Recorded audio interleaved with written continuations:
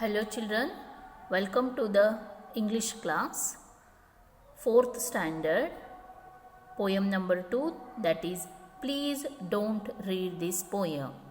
So today's in this class we learn about this poem, why the poet is telling that please don't read this poem. He was telling that don't read this poem, but we are going to read now why he is telling that one. It's a funny poem children actually, so let's read.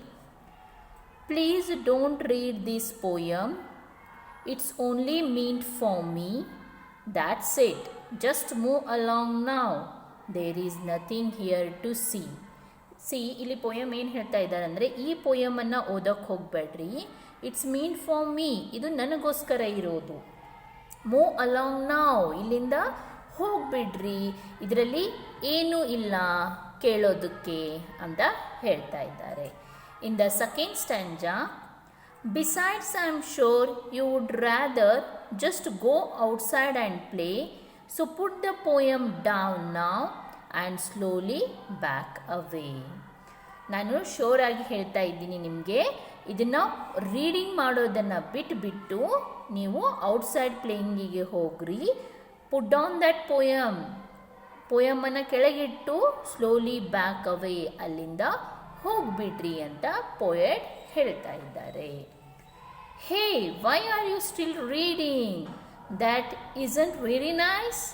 I have asked you once politely, don't make me ask you twice. Poet in the third stanza telling that you are still reading. ನೀವು ಈಗಲೂ ಕೂಡ ಏನು ಮಾಡ್ತಾ ಇದ್ದೀರಾ, this ಪೋಯಮನ್ನು ಓದ್ತಾ ಇದ್ದೀರಾ. ಇದು ಅಷ್ಟೊಂದು ಏನು ನೈಸ್ ಪೋಯಮ್ ಇಲ್ಲ, ನಾನು ನಿಮಗೆ ಪೊಲೈಟ್ಲಿ ಹೇಳ್ತಾ ಇದ್ದೀನಿ, ಜಸ್ಟ್ ಕೀಪ್ ಇಟ್ ಡೌನ್, ಓದೋಕೆ please don't read this poem. And ನನಗೆ ಇನ್ನೊಂದು ಸರಿ ಹೇಳೋಕ್ಕೆ twice, don't make me ask you twice, ಮತ್ತೊಂದು ಸರಿ ಹೇಳೋದಕ್ಕೆ ಮಾಡೋಕ್ಕೆ ಹೋಗಬೇಡ್ರಿ, just go away from here ಅಂತ ಹೇಳ್ತಾ ಇದ್ದಾರೆ. Next in the fourth stanza, I am telling you it's private, do not read one more line.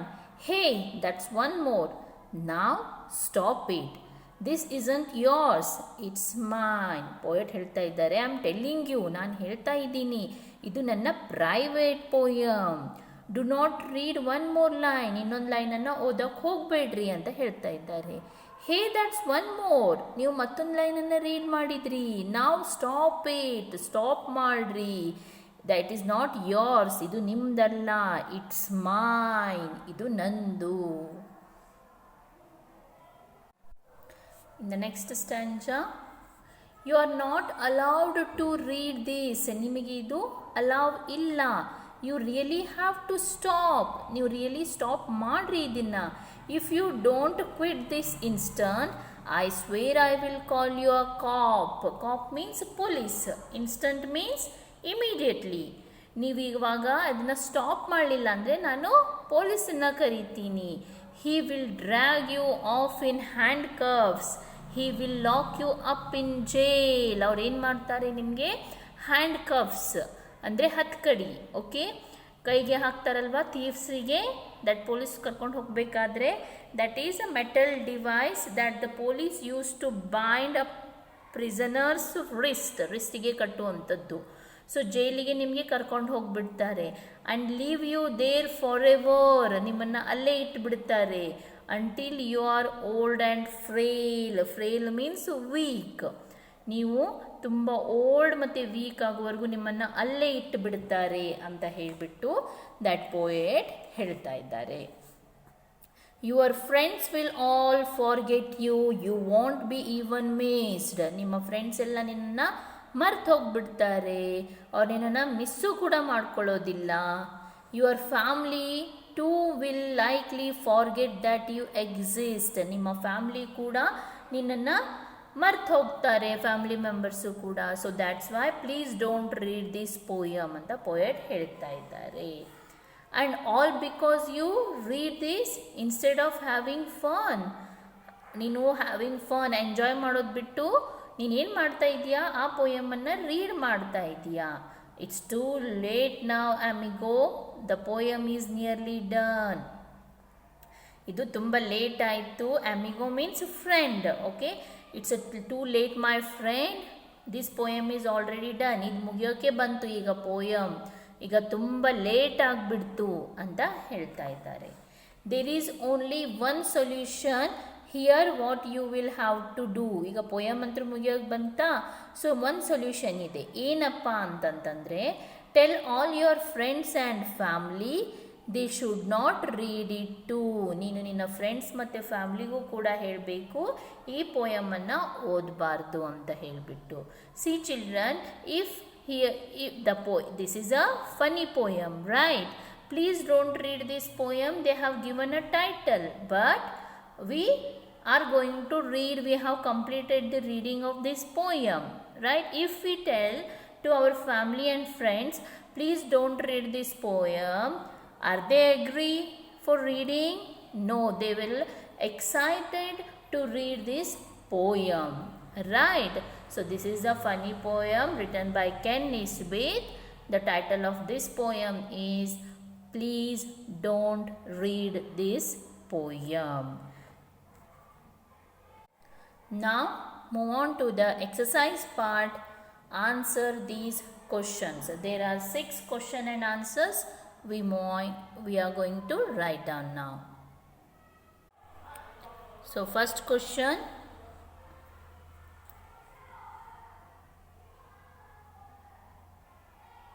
First question they have told that who is the poem meant for? ಈ poem ಯಾರಿಗೋಸ್ಕರ ಇದೆ? The poem is meant for the poet himself. ಇದು ಪೋಯೆಟ್ಗೋಸ್ಕರನೇ ಇರುವಂತಹ poem. Who is the speaker addressing in the poem?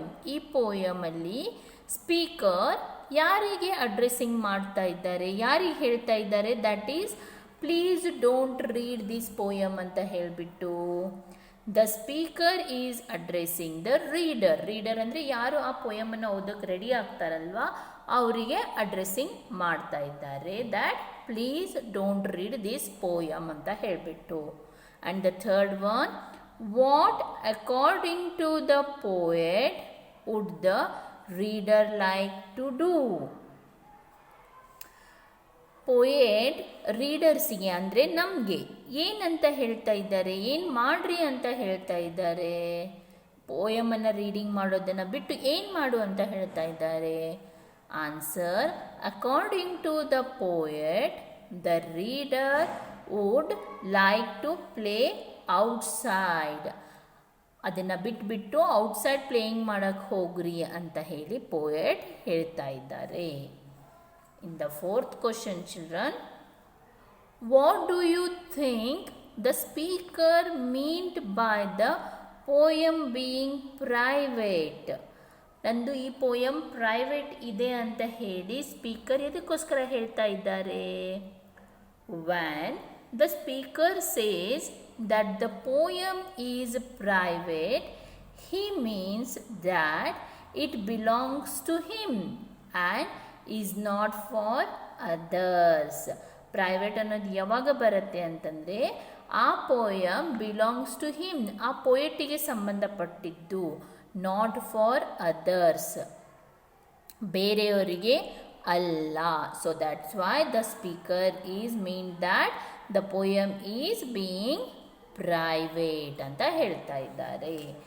Next fifth one, children,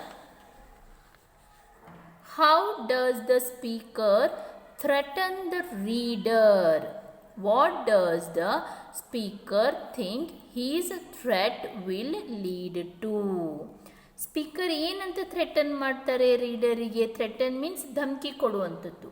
ಏನಂತ ಹೆದರಿಸ್ತಾರೆ ಅವರು ರೀಡರ್ಗೆ? The poet tells the reader that if the latter does not stop reading the poem, in case ಆ ಪೋಯಮನ್ನು stop ಮಾಡಲಿಲ್ಲ reading ಮಾಡೋದನ್ನು, the farmer will call a cop, ಪೊಲೀಸನ್ನು ಕರೆಸ್ತಾರೆ. the cop will take the reader to jail. ಜೈಲಿಗೆ ಹಾಕ್ಬಿಡ್ತಾರೆ and put him in a prison where he will remain until he is old and frail. old ಮತ್ತು weak ಆಗೋವರೆಗೂ ಅಲ್ಲೇ ಇಟ್ಟುಬಿಡ್ತಾರೆ. The speaker thinks that because of his threat the reader will stop reading the poem. poet ಇದ್ದು ಈ ಥ್ರೆಟನಿಂದ ಹೆದರಿಕೆಯಿಂದ the reader ಅದನ್ನು reading ಮಾಡೋದನ್ನು stop ಮಾಡ್ತಾರೆ ಪೋಯಮ್ ಅಂತ ಹೇಳಿ ಪೋಯೆಟ್ ಅಂದ್ಕೊಂಡಿರ್ತಾರೆ. Next move on to the 6th one.